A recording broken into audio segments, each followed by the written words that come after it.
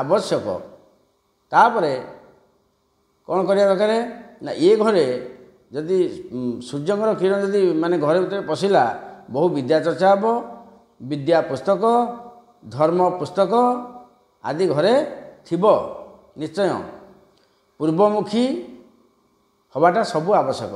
କିମ୍ବା ପୂର୍ବକୁ ମୁଣ୍ଡ କରି ଶୋଇବା, ପୂର୍ବକୁ ମୁଖ କରି ଭୋଜନ କରିବା, ପୂର୍ବକୁ ମୁଖ କରି ପଢ଼ିବା, ଧ୍ୟାନ କରିବା, ଶୟନ କରିବା, ଇଏ ହେଉଛି ଇଏ ଯେଉଁ ଭାଦ୍ରବ ମାସରେ ଯେଉଁମାନେ ଜନ୍ମ ହୋଇଥିବେ ତାଙ୍କ ପାଇଁ ଏଇଟା କଲେ ବହୁତ ଶୁଭ ଆସିବ।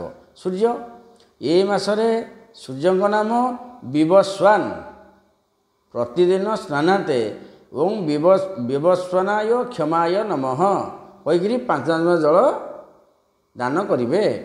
ନୈବେଦ୍ୟ ପ୍ରତି ରବିବାର ଦିନ ଅରୁଆ ଚାଉଳ, ଘିଅ, ଗୁଡ଼ ଗୋଳେଇ ଦେଇକିରି ଏତେ ନୁହଁ 10 ଲକ୍ଷ ଖର୍ଚ୍ଚ ହେବନି, ଏତିକି ଅରୁଆ ଚାଉଳ ଟିକିଏ ଘିଅ ଗୁଡ଼ ଟିକେ ପକାଇକି ସୂର୍ଯ୍ୟଙ୍କୁ ନିଜେ ଗାଧୋଇ ସାରି ଭୋଗ କରିବେ। ଆଉ ପ୍ରତିଦିନ ସେ ମନ୍ତ୍ର କହି ପାଣି ଦେବେ। ଗୋଟିଏ ବର୍ଷ କରନ୍ତୁ ତ କ'ଣ ହେଉଛି ମୋତେ କହିବେ। ରେଳଗାଡ଼ି କିଣା ହେଇଯିବ, ଉଡ଼ାଜାହାଜ କିଣା ହେଇଯିବ, ସେଗୁଡ଼ା ଦରକାର ନାହିଁ। ଶରୀର ସର୍ବତୀର୍ଥାନୀ, ଶରୀର ସର୍ବଦେବତା।